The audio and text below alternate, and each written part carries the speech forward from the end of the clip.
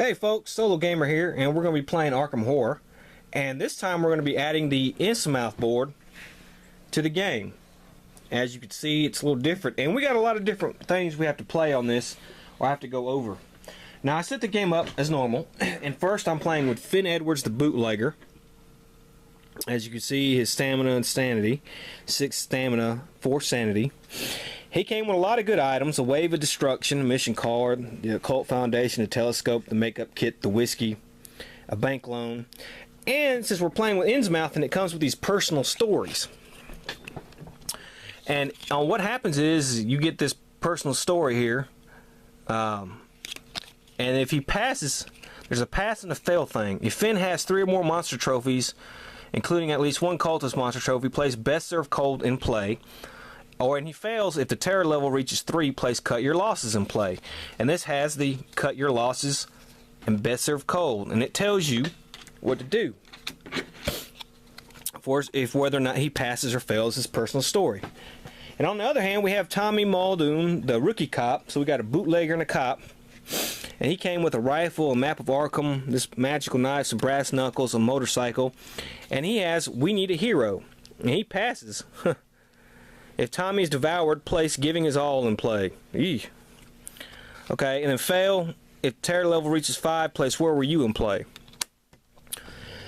Alright. So that's one. We already got our first gate. I already set that up. Got a monster right here, independent square. We got our 2 players here.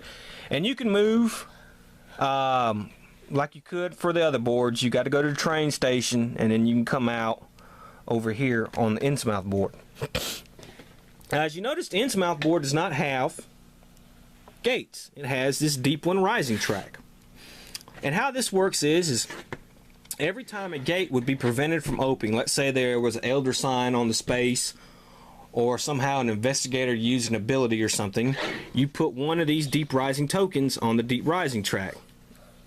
Or if a monster came over here and moved into one of these vortexes, kind of like on the Dunwich Horror, you fill up the Deep Rising track.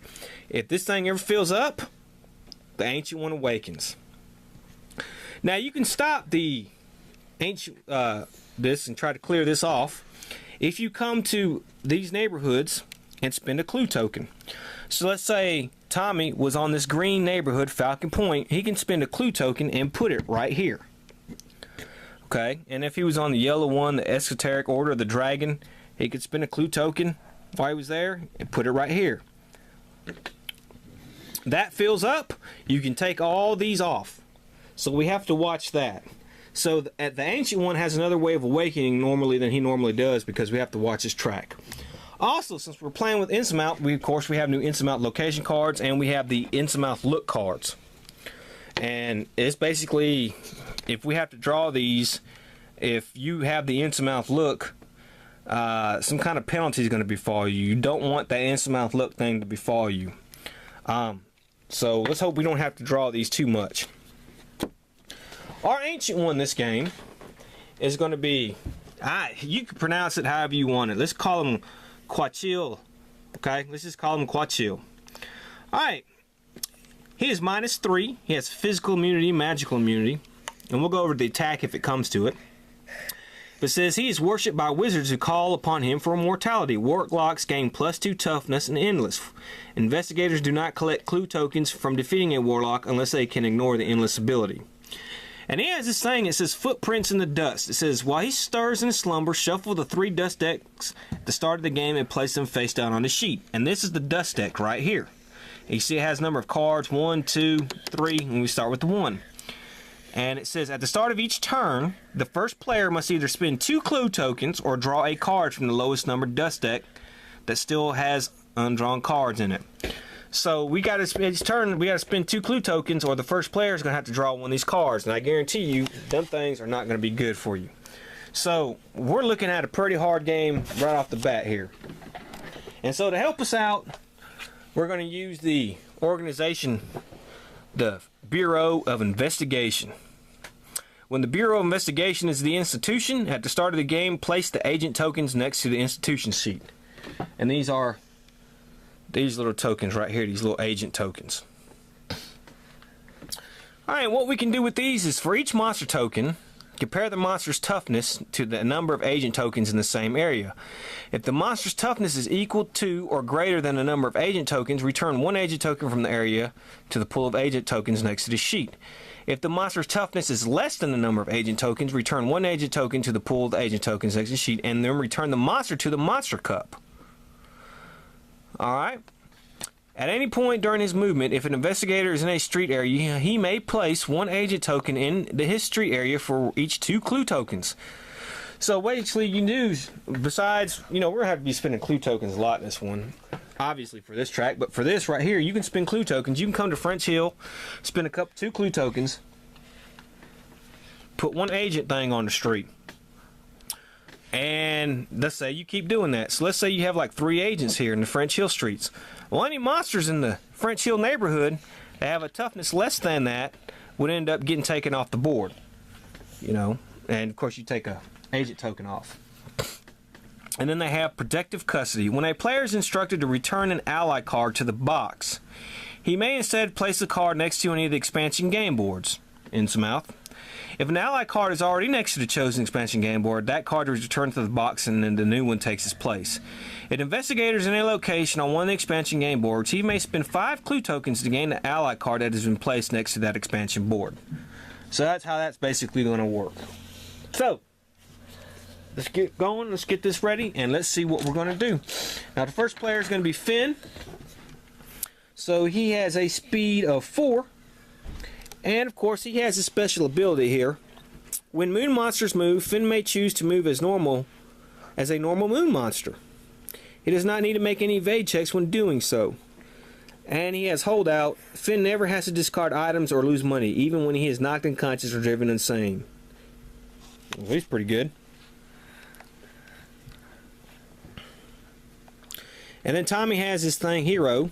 Before a Mythos card is drawn, Tommy may cause one or more monsters that are adjacent to his location to move to his location. And then he has Tommy may not be arrested. In addition, only costs him 1 gate trophy or 5 toughness worth of monsters become the deputy of Arkham. So there's that. Okay, so let's go. So we have this thing right here, which was Mysterious Lights Fade. The investigators may collectively spend 5 clue tokens. If they do so, the first player may choose to close 1 open gate in Arkham and reshuffle into the stack of gate markers. Investigators may not do this if there's only 1 gate open, which there is, so we won't be able to do that. So let's start with Finn. He gets a speed of 4. He has no clue tokens. So let's move him 1, 2, 3 to the unnameable, and we shall get 2 clue tokens.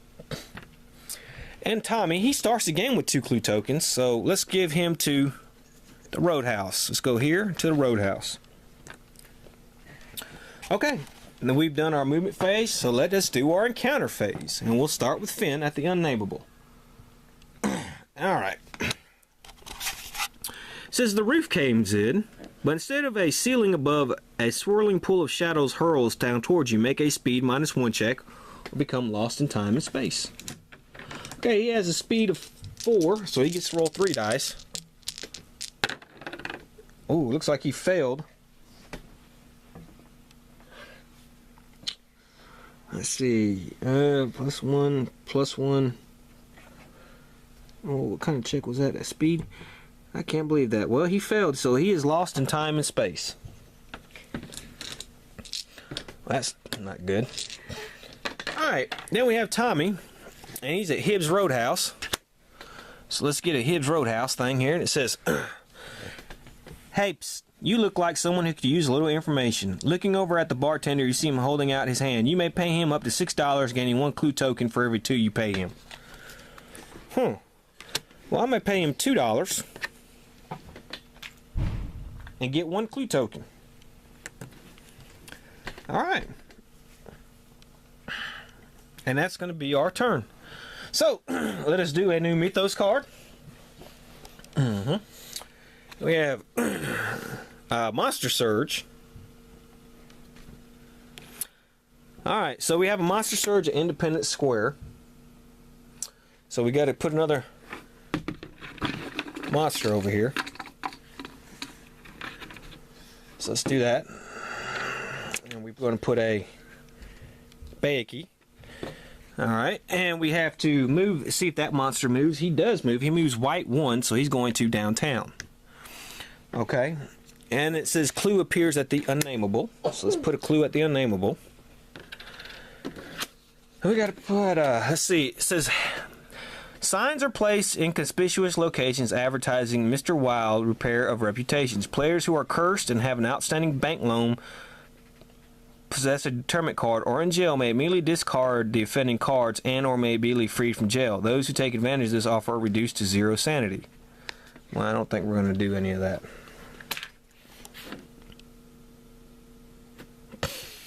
Okay. And let's check for Tommy's, for Finn's upkeep on his thing. Roll one, pay $1 or discard all your items. Alright, so he's going to pay $1 on his bank loan. Okay, so we move the first player token. It's Tommy's turn, and we're going to move Tommy, and we're going to move him 1, 2, 3 to the graveyard, and he'll get a clue token. Finn is going to stand up now, so he loses his turn, and so it's Tommy's turn, and let's do the graveyard. Alright, graveyard. Carefully stepping inside a mausoleum, you are horrified to hear the door slam shut behind you, locking you in with the corpses and coffins. All night you remain trapped, jumping at every soft scratching sound and low moan of the wind. Stay here next turn. Jeez. In addition, you must pass a will -1 check. Well, I got a will of 3. So I failed that, so I'm going to have to lose a sanity. Because I'm not using the madness deck. So I'll do that. Let's see, this and this. Alright. And I have to stay there next turn. So that's been some bad luck there. Okay, so let's draw a new Mythos card. And we have another Independent Square, another Monster Surge. Alright, so we're going to move this guy. He's going to move white. He's going to move down to East Town. The Bayaki here is going to stay there. His symbol didn't come up. A clue will appear at the woods. It says, investigators in Arkham may pay $5 in bribe fees to make a connection with the robbers. Those who do may draw a number of exhibit items equal to their focus. Nah, I'm not going to do that. Okay, so we got to get another monster and put it over here at Independent Square, so let's do that real quick.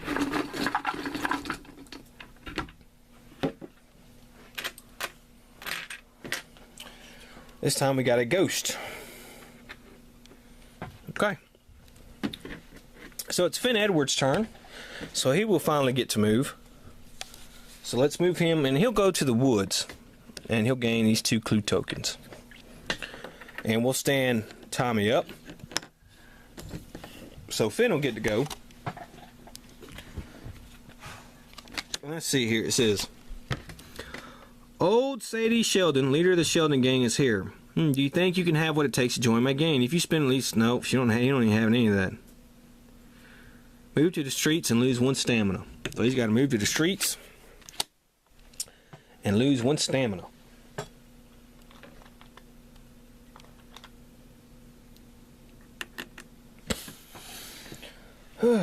Okay. Alright, so now everybody finally get to go their turn. Let's do a new Mythos card. And we have the woods here. So we're going to put a gate on the woods. We're going to put a token on this. Oh, you know what we forget to do? Let's see here. We've been forgetting to spend the clue tokens to do the desk cards.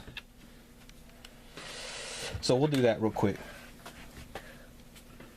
Let's move some monsters first. We're not going to move anybody. And now we got to put a new monster on the woods.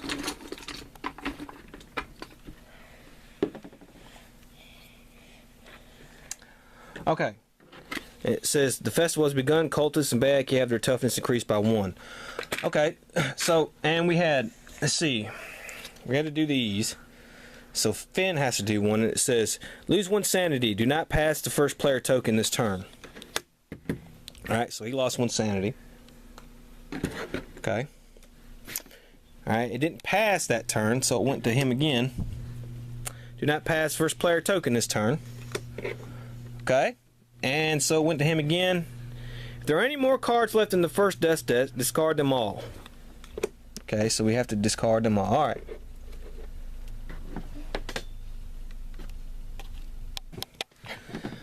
Alright, so now we're finally caught up on dust tokens. Alright, so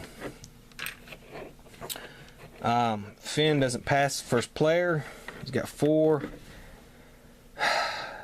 I will let him spend 2 clue tokens to not to have to. Well, that would, I just did my for that turn, so I tell you what, we're going to send him to the Historical Society. 1, 2. Okay, and then Tommy can finally move. Alright, let's see what Tommy's going to do.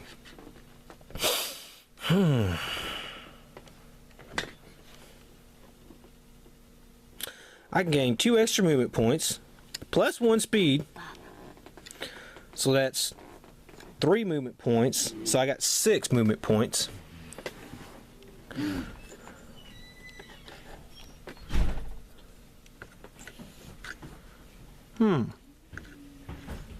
Might not be too bad. Okay, well, I'm not going to spend them. I'm going to move him here. 1, 2. He's going to fight this monster. This thing has physical immunity, but Tommy has his magical weapon. And he can get a +5. So this is what he's going to do. He's going to get a +5. First he's got to do a will check. So he has a will of 3. -1, so he gets to roll 2 dice. And he failed. So he loses 2 sanity. Alright, now he's going to do a combat. And his fight is 3. +5 is 8. 4, 5, 6, 7. Alright, we got it. So he beat that monster. Alright, so he beat that monster. And we will do Finn is now at the Historical Society, and we will do his turn. It says, a representative of the society is visiting a historic Arkham home to pick up old photos of the neighborhoods and invites you to tag along. If you accept, move to the unnameable and draw 2 cards, encountering 1 card of your choice and discarding the other. Okay, I will accept that. So we go to the unnameable. There's a clue there, so he will get that clue. And he will pick 2 cards. And we'll see what he gets to do here. Which one?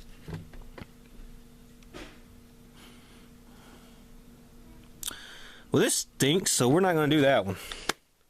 You hear the voice of Eric Colt from the next room. Drawing near, you see that his back is to you as he listens to a haunting tune from a radio whose cord has been cut. If you wish to rescue him from the music's grasp, lose 2 sanity.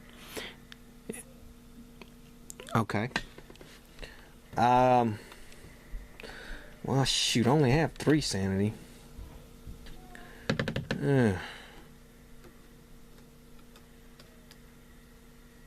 I'll tell you what, I'll discard the whiskey. And I'll only lose 1 sanity. And we'll gain Eric Colt. Okay, and Eric Colt gives me a speed +2 and take no sanity loss from the nightmarish ability. Okay, so we'll go ahead and end it here.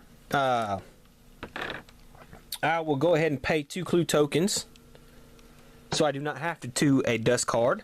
So the first player token will move to Tommy, and when we come back, we'll be right back where we are with the start of our Mythos phase. SoloGamer saying, see you then.